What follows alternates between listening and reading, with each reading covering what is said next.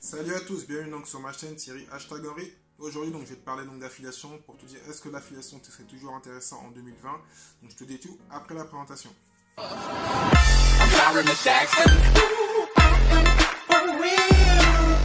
Donc Thierry, si tu ne me connais pas, donc sur la chaîne on parle d'affiliation, de business en ligne en général, dropshipping, e-commerce, Amazon FBA et aussi donc développement personnel. Donc, est-ce que donc en 2020, l'affiliation est toujours intéressant? On m'a posé la question plusieurs fois en début d'année, parce que c'est vrai que ça devient de plus en plus difficile. Mais moi, j'ai eu des difficultés, j'ai dû me reformer, si tu me suis, en SEO, malgré que je connaissais une partie, mais bon, il y a toujours des choses à apprendre en plus, hein. Le monde évolue, il y a de plus en plus de sites internet. Donc déjà, c'est la donnée numéro 1. Et j'ai déjà dit sur notre vidéo, je crois que maintenant on a 1 milliard 300 000 de sites, et c'est pas plusieurs personnes, c'est souvent d'autres affiliés qui ont 10, 20, 30 sites. Et les nouveaux qui arrivent, ben, veulent prendre des places. Hein. Sur Google, si tu fais du SEO, même sans SEO, si tu fais du SEA, il faut te placer en première page. Si tu n'es pas en première page, tu es mort.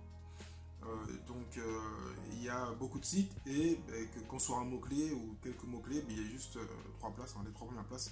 Si tu es en bas de page, ça peut arriver que quelqu'un fasse 5-6 articles, mais c'est rare. Et sans compter que maintenant, Google, avec le SEO, donc, a modifié les choses où pour certains mots-clés, des fois, tu n'as rien. Tu n'as pas ce qu'on appelle le SEO, tu n'as pas de pub. Ça arrive, mais c'est rare. Et avant, tu avais une pub ou deux. Maintenant, des fois, tu as 3, 4 pubs, si c'est pas 5. Donc, avant d'arriver à ton article, déjà, donc, ça prend du temps à publier un article. Il faut écrire soi-même ou faire par quelqu'un d'autre. Ranker après 3 mois, 6 mois. Et donc, si tu es dans un domaine qui est très concurrentiel et tu n'as pas su faire ce qu'il fallait, tu ne feras jamais d'argent d'affiliation. Bien sûr, il y a toujours des ventes de chance parce que là, je parlais du SEO et du blogging. Hein. Il y a des gens qui veulent encore faire de l'affiliation parce qu'on leur a dit que c'est passif et que c'est un business de côté. Non, l'affiliation, c'est un vrai business, c'est juste un moyen de rémunération. Et pour ça, il faut avoir un blog. Sans blog, on peut le faire, mais ça ne va pas durer. Et c'est aussi là que ça rend passif parce que sur Internet, par exemple, l'affiliation que j'aime bien et qui marche très bien, c'est Instagram. Moi, je suis pas fan. Hein. Instagram, mais Instagram, c'est la preuve. Leur business model, c'est la rapidité. On pose quelque chose qui ne dure pas longtemps et dans 24 heures, ça n'existe plus. C'est même pas plus court que ça. Voilà. Et puis moi, je le comprends. Je me mets du côté de ces grands groupes, de ces grands GAFA. Si c'est éphémère, ce qui fait que les gens doivent republier. Donc ça va dans leur jeu. Les gens doivent vraiment dormir dessus, entre parenthèses, pour pouvoir que leur plateforme marche. Et pour que les gens soient curieux, qu'est-ce qui vient de sortir. Donc, quand tu es à l'opposé, donc en tant qu'affilié, il faut faire ça un peu, ramener un peu d'argent dessus, être sur ces plateformes-là. D'abord, il faut être partout. Avant, on dit qu'il fallait être focus. Il faut être focus sur une ou deux plateformes, et bon. Donc, pour moi, je dirais, et je l'ai répété, hein, ce serait donc là où il y a du vrai SEO et là où tu peux construire un vrai château. C'est pas un château de sable, une vraie façade.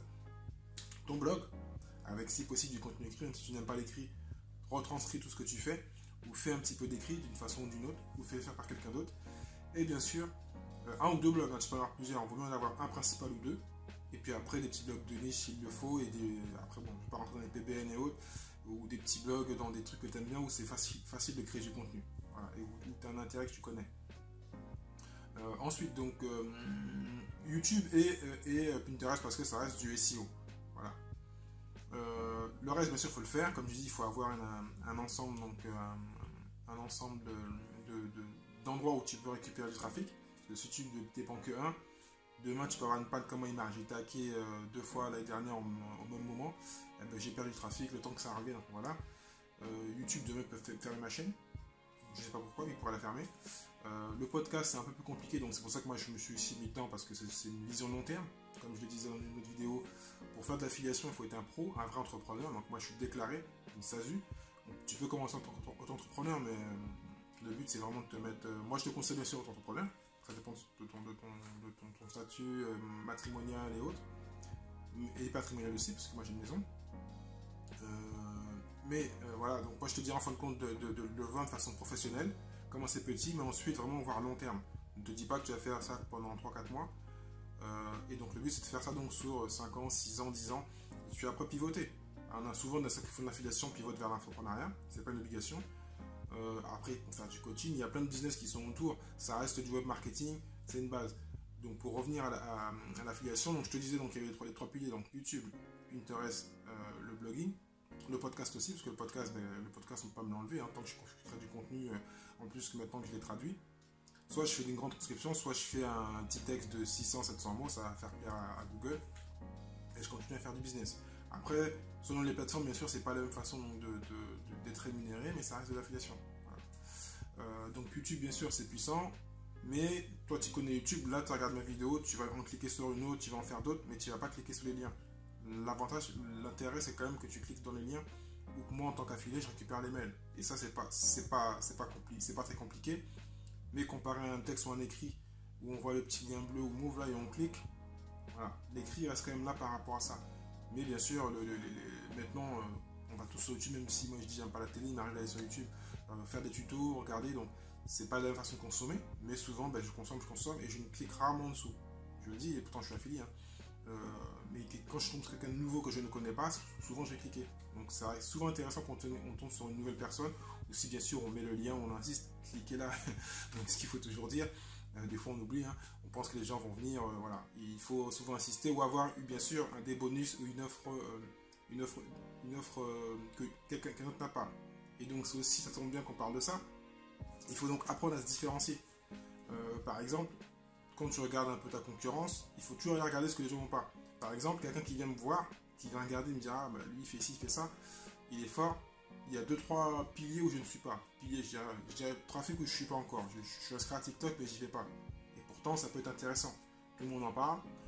Moi j'ai tous, hein, j'ai Pinterest, j'ai LinkedIn, j'ai du trafic un peu partout. Reddit, Quora. Mais TikTok j'y vais dessus mais voilà, j'y arrive pas. Donc techniquement, je devrais me dire que je m'y mets parce qu'il y en a d'autres qui n'y sont pas. À un moment, LinkedIn, il n'y avait personne, maintenant je vois tout entre parenthèses, mais la concurrence qui vient. Pinterest, j'en ai parlé, beaucoup en ont parlé, maintenant c'est plein de monde. Donc voilà. Donc il faut donc vraiment étudier ton marché, savoir ce que toi tu aimes bien, et même si tu n'aimes pas, il faut quand même mettre des petites graines. Au moment où ça va monter tout seul sans le vouloir, les gens vont te trouver à différents endroits, donc il faut automatiquement te professionnaliser, avoir donc ton autorépondeur pour récupérer les mails. Donc l'affiliation n'est pas mort, mais ça devient de plus en plus compliqué. Donc il faut automatiquement te professionnaliser, continuer à te former. Comme je dis, j'ai fait une formation SEO. Donc là, je vais refaire aussi une formation donc plutôt email marketing parce que bon, je stagne un peu sur le développement de ma liste email. Aussi le podcast parce que c'est un pilier à part, c'est un tronc de trafic à part. Donc il faut bien le connaître. Moi, je connais un peu bien YouTube, même si la machine n'est pas développée, mais bon, j'en ai fait. Le blogging, je connais, donc maintenant, c'est une équipe qui blogue pour moi. Même si, bon, c'est pas calé, parce qu'il y a des problèmes de paiement, c'est l'étranger, donc et les gens sont pas contents. Et, bon. Ça, c'est des choses d'entrepreneur, donc il faut apprendre à gérer une équipe. Donc, comme j'ai dit, en fin d'année, j'espère avoir 4 assistants qui fassent bien le travail, comme ça, moi, je peux m'occuper de mon podcast et d'autres choses. Et peut-être que je vais un jour me motiver, faire une formation de TikTok, et puis avancer par rapport à ça. Et puis peut-être que j'aurai peut-être 1000 visites par mois grâce à TikTok, 2000 par rapport à LinkedIn, 2000 par rapport à Pinterest, 15 000 par rapport à Google, et tu fais l'ensemble, tu as peut-être 30-40 000 visites sur ton blog principal ou sur des petits blogs. Bah, tu fais le calcul, logiquement tu dois faire entre 5 000 et 10 000 euros. Après ça dépend bien sûr des produits que tu vends, de ta niche. Mais le but c'est vraiment de te dire que tu fais de l'affiliation pour arriver à un chiffre d'affaires d'environ 90-100 000 euros hors taxe, ce qui reste correct pour être en France. Si tu es étranger, tu as le droit du pétrole. En France, c'est pas mal parce qu'on a une grosse marge dans l'affiliation. Puis après, continue à construire. Quand tu as appris une méthode, continue à construire et à te former parce que donc, le marché évolue. Et plus ça va aller, plus ça va être compliqué parce que Google va essayer de prendre de la place en payant. Donc il faudra apprendre un peu de payant si tu veux faire du payant sur Facebook ou autre. Et aussi donc si tu connais un peu le SEO, maintenant il y a ce qu'on appelle les rich snippets et aussi donc l'intelligence artificielle. Donc Google va plus aller vers maintenant quand il y a un article, quand même des articles qui sont en premier en SEO, en première position, souvent Google met une partie de l'article. Je vais te mettre un lien en dessous pour te montrer un petit peu. Ce qui fait que les gens ne vont même pas lire l'article, ils vont juste voir le résumé de l'article. Et dans le résumé, tu n'as pas de lien. Donc, tu vois, Google fait un peu les choses pour récupérer le marché de l'affiliation, on a l'impression. Et donc c'est pareil aussi pour... Et depuis un petit moment aussi, on dit que l'email marketing va mourir. En fin de compte, au contraire, ça revient. Parce qu'on a bien compris que tout ce qui existait, les réseaux sociaux, sont intéressants, mais c'est pas chez nous. Donc continue vraiment à construire une liste, même si c'est compliqué. Ça devient de plus en plus compliqué, parce que les gens connaissent l'ebook, savent que tu veux essayer d'avoir leur mail, et puis les gens n'ouvrent pas les mails. Maintenant, on a des mails, on a 30 000, 50 000, on les ouvre même pas. Donc voilà. Et bien sûr, je le répète, l'intelligence artificielle, parce que on va plus par là, il y a plus de vocales, surtout les jeunes. Moi, je vois mon fils, il tape pas, d'abord il a 8 ans, mais il prend mon téléphone, ok Google, et il parle. Je vois certains plus âgés, qui sont plus âgés que moi, mais qui ont le réflexe. Moi, je le fais moyennement, pas trop souvent. Je fais ma recherche encore à l'écrit. Il y a plein de gens que je connais qui se saoulent pas, ils mettent leur téléphone pendant qu'ils roulent et ils font une requête.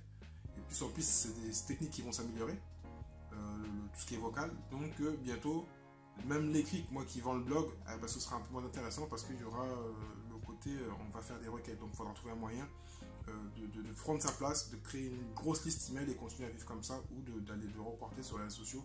Donc voilà, c'est pas très clair. L'affiliation, c'est un monde qui évolue. Donc voilà, prends ta place maintenant, sinon après ça va être compliqué. Donc n'hésite pas à commenter, à partager. Dis-moi ce que tu en penses, comment toi tu débutes dans l'affiliation et comment tu arrives à gagner ton argent avec l'affiliation et comment tu fais donc pour grossir ta liste. Je te dis à très bientôt pour une autre vidéo. Ciao, ciao.